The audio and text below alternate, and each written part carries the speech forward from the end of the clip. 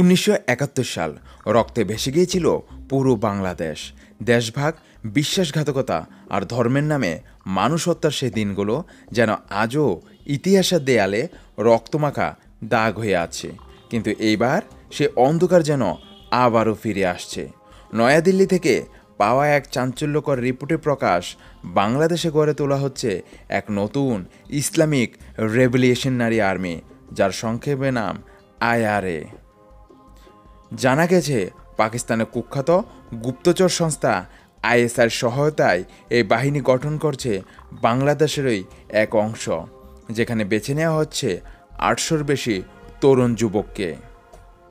এই বাহিনীকে নাকি প্রশিক্ষণ দিচ্ছে আল কায়দা স্টাইলের ট্রেনিং আর ISIর ঘরনায় গেরিলা যুদ্ধ কৌশল।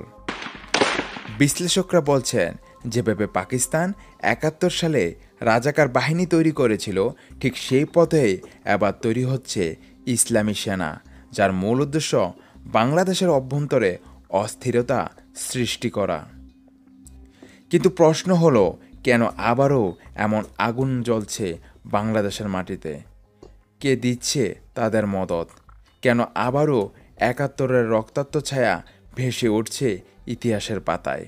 সূত্রের দাবি, ইউনূস সরকারের কিছু উচ্চ পদস্থ ব্যক্তিও এই ঘটনার সঙ্গে জড়িত, এমনটাই জানিয়েছে ভারতীয় নিরাপত্তা বিশ্লেষকরা।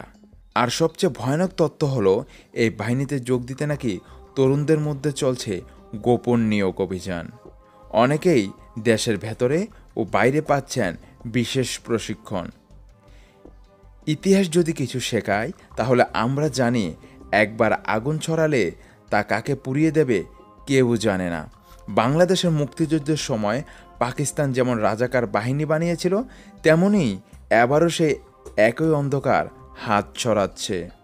এই খবর যদি সত্যি হয়, তাহলে শুধু বাংলাদেশে নয়, পুরো উপমহাদেশের শান্তিই বিপদের মুখে। ৭১-এর সেই দুঃস্বপ্ন যেন আবারও ফিরে আসছে। শুধু পোশাকটা বদলে গেছে, কিন্তু উদ্দেশ্যটা একই রয়ে গেছে, ধর্মের নামে ধ্বংস।